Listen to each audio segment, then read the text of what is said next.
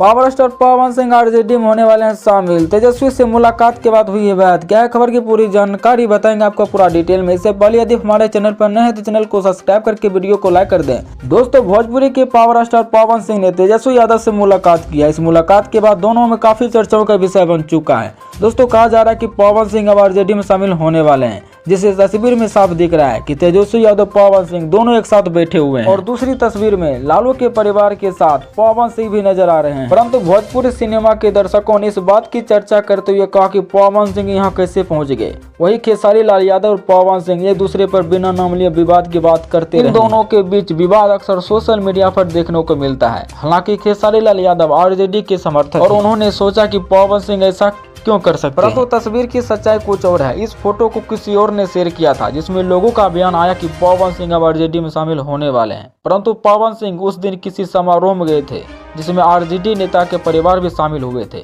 और उन्होंने भी पवन सिंह के साथ मुलाकात। और यह फोटो सोशल मीडिया पर काफी तेजी से वायरल हो रहा है, जिसके द्वारा कहा जा रहा है कि पावर स्टार पवन सिंह अब आरजेडी में शामिल होने वाले हैं। दोस्तों, आपको क्या लगता है, power star Pawan Singh RJD में शामिल हो पाएंगे? कॉमेंट में जरूर बताना।